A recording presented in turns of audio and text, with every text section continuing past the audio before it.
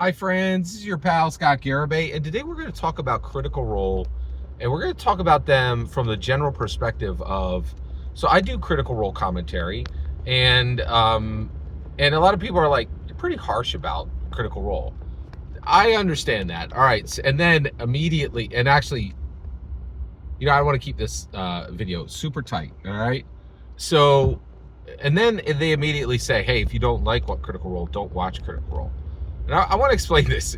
That is completely incorrect, okay? So first of all, I care about Dungeons & Dragons past, present, and history. I actually consider myself a historian of Dungeons & Dragons. But I also, I think if you want to know history, you should really be watching for history that's happening right now. History for Dungeons & Dragons is happening right now. It is Campaign 4 Aramon. This is history that deeply impacts the rules of Dungeons & Dragons, the lore of Dungeons & Dragons, and the IRL lore of Dungeons & Dragons, and the setting lores of Dungeons & Dragons. This is extremely important, right?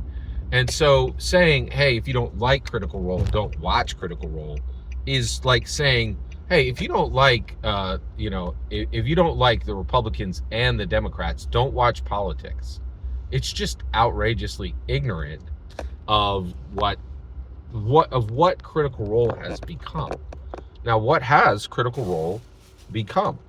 Well, Critical Role has absolutely become, it is the cutting edge of Dungeons & Dragons today. The most important things are happening on Critical Role today. It's super important what happens on Critical Role.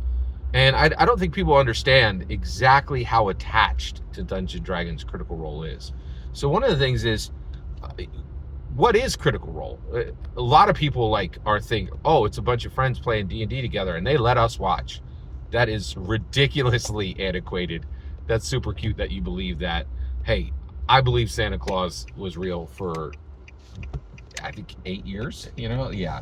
And and that's a delightful opinion. That's not even remotely true today.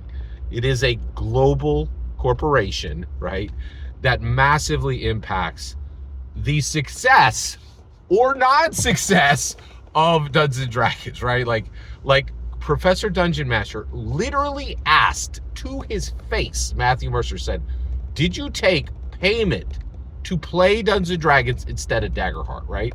And the reason why is that, the reason that he, went into this in depth and demanded a no BS answer, that's literally the title of it. He's like, a no BS.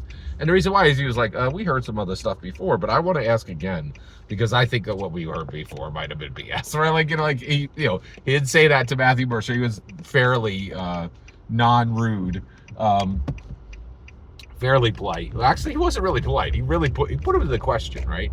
And so this is my point: is if you care about Dungeons & Dragons, you have to watch Critical Role, right? Or you won't understand what's happening with. You cannot understand what's happening with Dungeons & Dragons today, or frankly, for the last 10 years, if you're not completely aware of Critical Role meta. This is extremely important to understand. If you care about Dungeons & Dragons, you are required to watch Critical Role, even if you don't like it, right? Now, yeah. And so I needed to clarify that point. Every single word you just heard in this video is my humble opinion. Nothing more, nothing less. The important part is when I get to hear your humble opinion. When you get in the comments and send your traffic. Please consider subscribing and have a fetch millennium.